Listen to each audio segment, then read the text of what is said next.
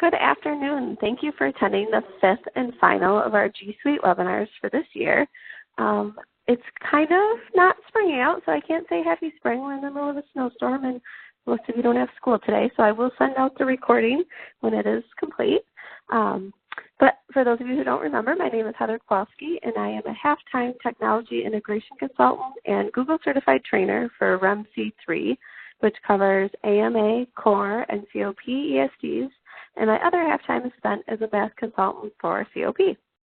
Our topic for today is Google Classroom 101. It is called 101 because it is for beginners or people who are fairly new to using Google Classroom. I will be showing you the basics of what Google Classroom is and how to set up your own classroom. And then I'll also have the student perspective, so I might be going back and forth between the two so you can see teacher versus student perspective in Google Classroom. As we go through the webinar today, it is up to you whether you want to just watch my screen or if you choose to have your application open as well to try things as we go. Whichever you choose, please feel free to ask questions, share experiences, give feedback, or use the chat feature. The chat is the conversation bubble on your toolbar, and if someone posts a question and you know the answer, please feel free to respond. Also, don't be afraid to interrupt and ask questions with your microphone. And I am also recording the webinar and will post the link on our website in case you'd ever like to refer back to it or share it with others. I will email it out as well, like always. I'm sure that everyone is at a different level of knowledge with today's topic, so there will probably be some things that I go over that you already know, but I am hopeful that you will learn some features you may not have been aware of. Also, if you have a favorite tip, trick, or feature, please feel free to share it with the rest of us. So let's go ahead and begin. Google Classroom has been around for a few years. It was launched as an app for the Google Apps for Education in August of 2014. So you may have heard people talking about it for a while now. But what exactly is it? Just because you've heard about it doesn't mean you know what it is. What it is a blended learning management platform for schools. What this means is that it is a way to simplify creating, distributing, and grading assignments in a paperless way. It can also be used among staff members to share information as well. So the entire staff can join the classroom and people can post and respond to each other. Google Classroom is available on web, iOS, and Android, which makes it really nice for schools who are not one-to-one but allow students to bring their own devices. First off, I want to say that Google Classroom is not a replacement for Edmodo, Facebook, ClassDojo, etc.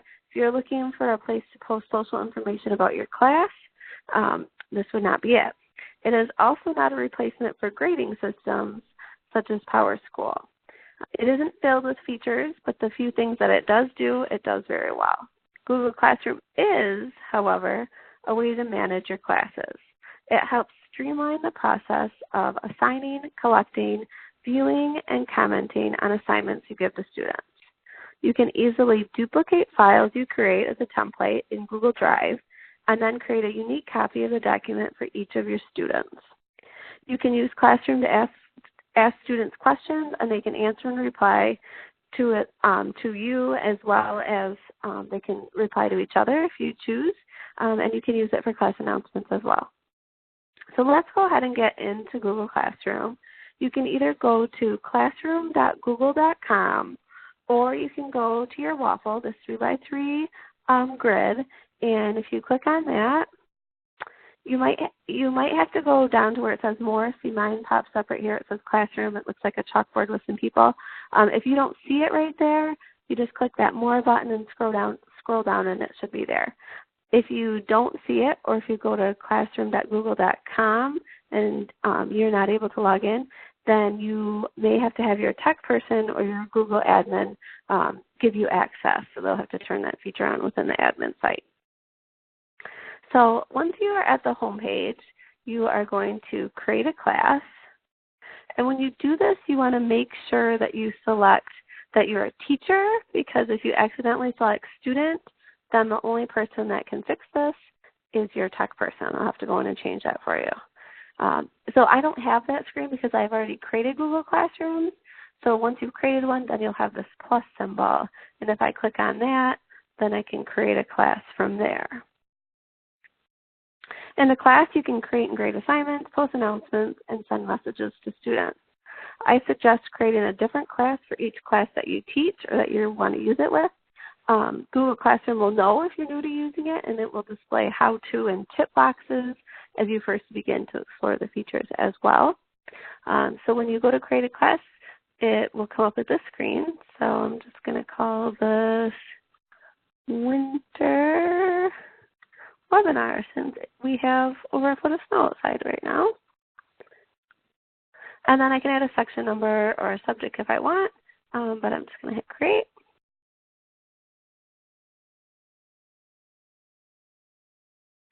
And while it's creating there, the next thing that you'll want to do after you create a class is to create a class resource page for your students. So here's my class. And so when I say to create a class resource page, you're going to click on this About tab. So you can see at the top we have Stream, Students, and About. If you click on the About tab, this is where you're going to want to post any materials or instructions for your overall class. For example, maybe your class syllabus or class expectations, you could add right here where it says Add Class Materials. So you can see, you can title it, and then you can either add an attachment, add via Google Drive, could have a YouTube video or a link. And I would put anything here that you know your students will visit often. If there's a certain website that they go to all the time, maybe you have a class website, I would put it right here in this resource page because it makes it easier to find. As you start using Classroom more, you'll see that the stream, which is where a lot of the class takes place, starts to kind of fill up and things can get lost a little bit. So if there's something that you use all the time, then this About tab would be where you would want to put it. So once you have your class set up, your resources in, then you're going to want to add your students. So you can see that there's a Students tab. I'm going to go ahead and click on that. And so you can either invite students, and if you invite students, you're going to type in their email addresses. You'll send the invite, and then they will have to join once they get the email.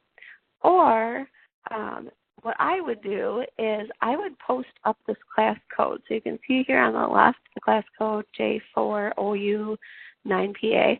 I would post that up and then have all of the students go to classroom.google.com, and then they would join a class instead of create a class, and they would just put in that code and they'll automatically be put into your class. So you could have everyone do it all at one time while you're there watching, and it would just make it a whole lot easier.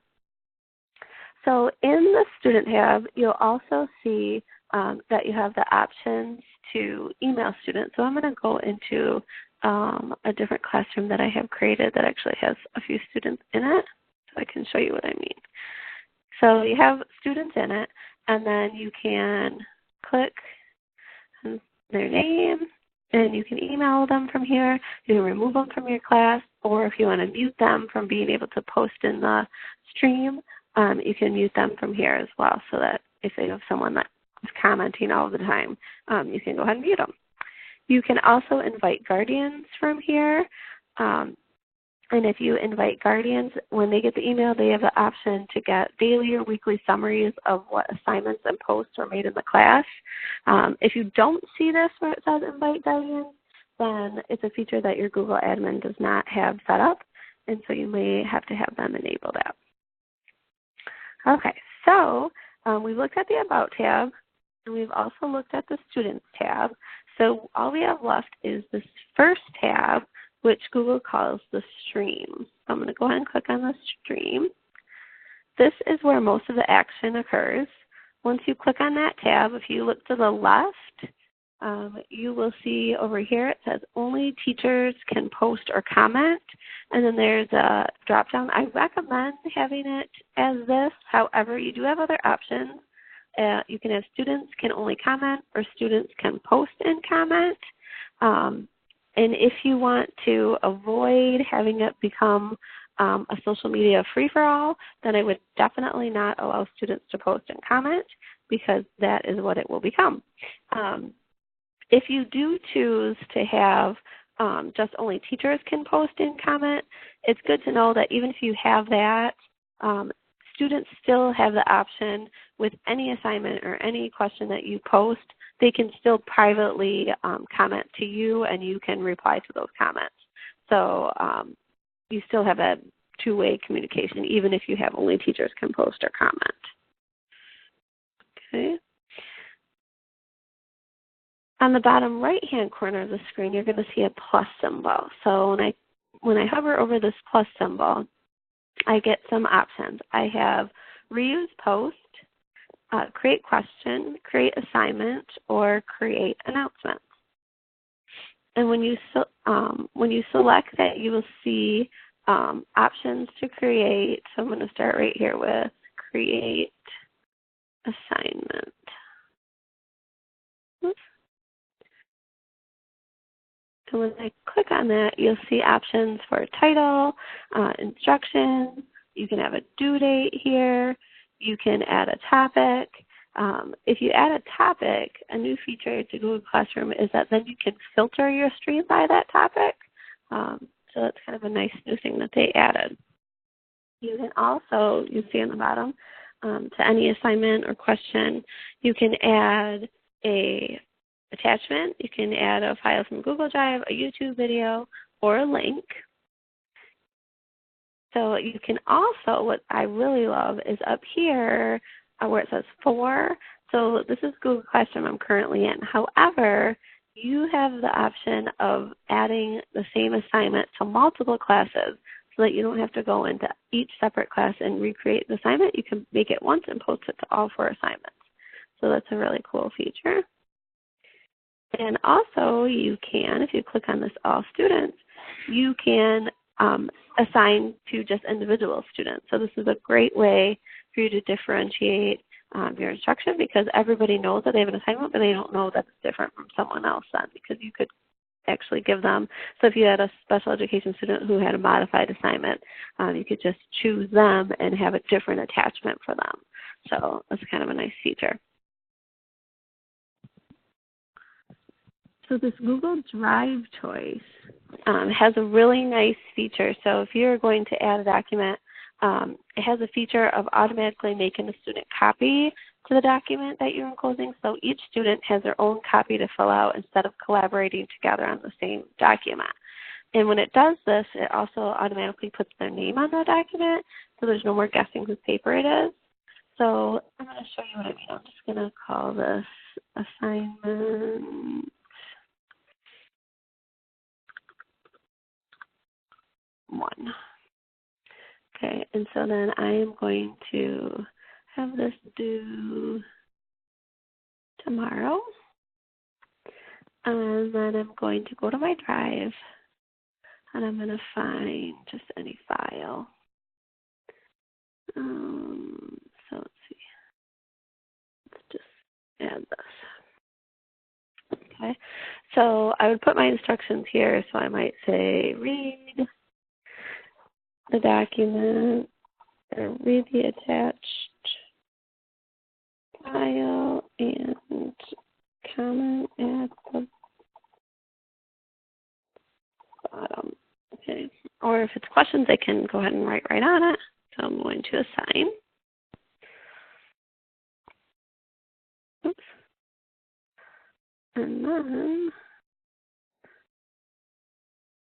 so when I'm in here,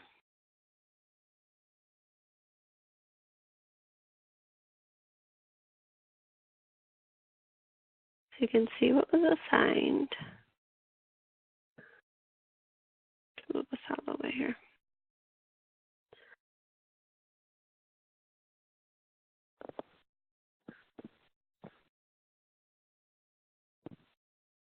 Oh, that's not what I wanted to do. I'm going to actually duplicate this so I can show you. So here's a good way to reuse a post. So I'm going to go back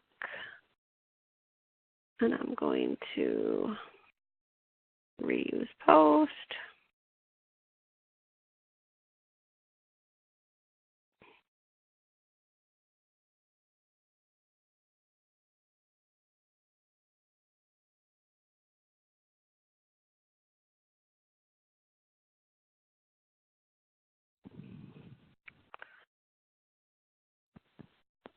maybe if it will let me.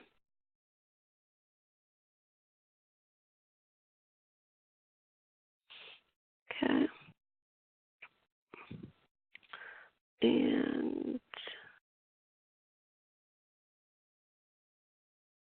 then, okay, so when I have this here, so it says students can view file. So this would mean that they can just look at the file and then they can answer some kind of question for you. Or they can edit the file. If you choose this, then they're all going to be editing and working on the same document. Or you can make a copy for each student, and then when you assign it, they'll each get their own individual copy. So I'm going to go back in to show you what it looks like as a student.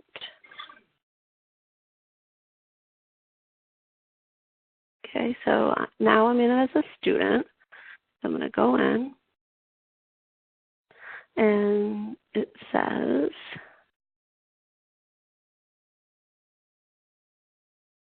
I'm going to open this. And so see, I'm in as student REMC3, so it automatically puts my name right here, REMC3, and then I can go ahead and open it from here.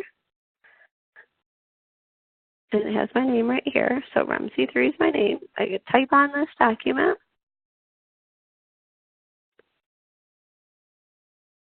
and then you can see it says turn in. So I would turn it in, and the attachment will go with it, and I would turn it in.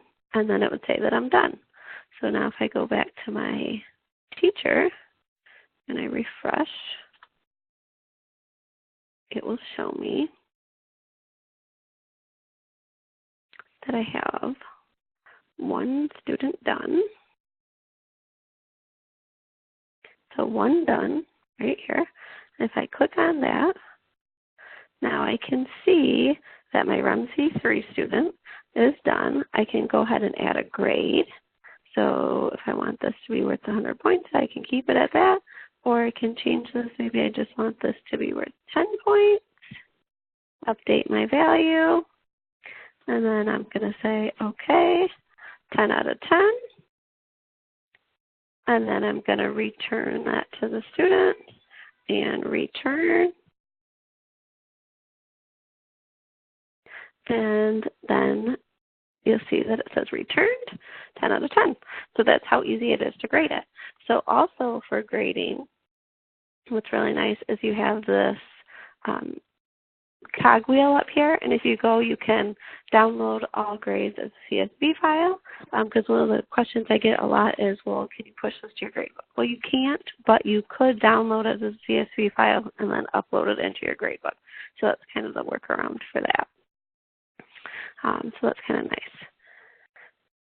So now we have seen how to reuse. We've seen how to create a assignment. You can also create a question. So in the plus symbol, if you create a question, you can just ask the student something.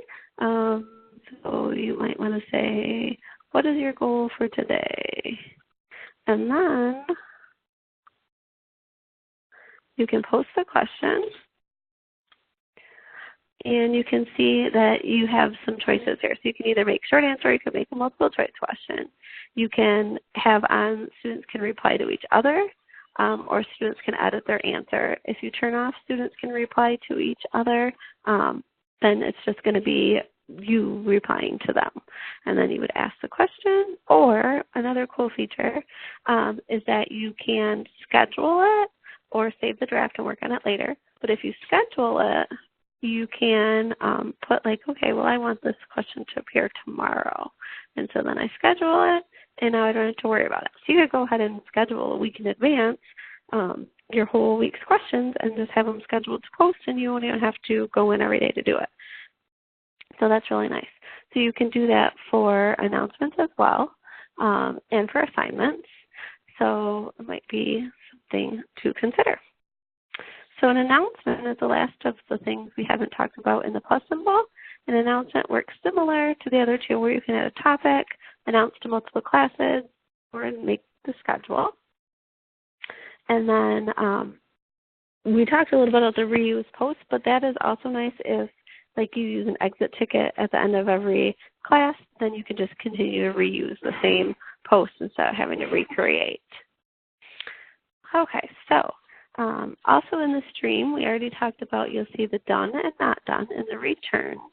And one thing to know about that is when you do return it to the student, it sends them an email, and they also get an email when an assignment is created or a question is posted for them to fill out. So it's a really good communication tool.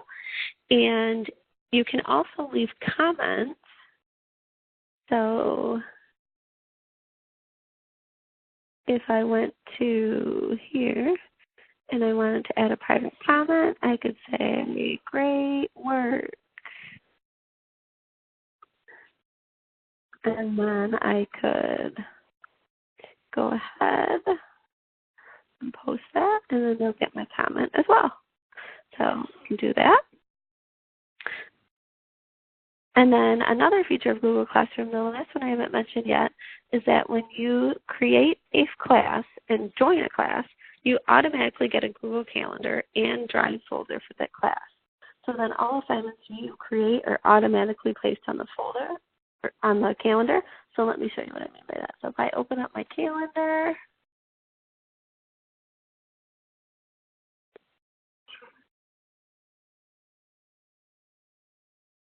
moving this out of the way, go back to my waffle and go to my calendar.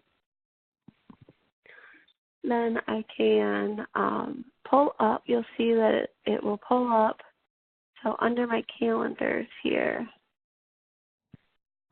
so I can see, it was called Google Classroom. So here are the assignments that I just created, and you can see they pull up on the calendar. And every student will get that as well, so they'll have that calendar. And then also if you go to your Drive,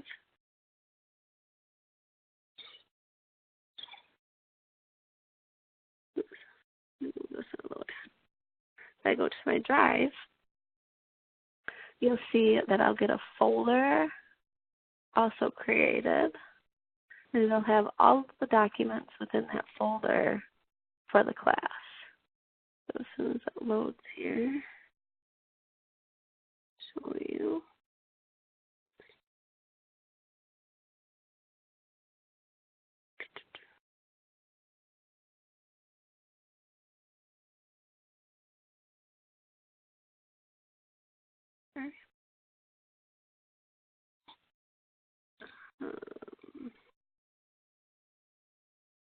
So here's my Google Classroom folder, and it will automatically make this folder, and you can see that it has everything ever put on that class right here in the folder. So that automatically happens.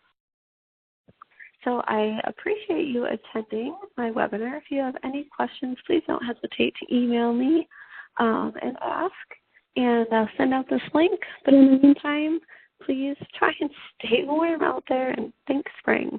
Have a great day. Bye-bye.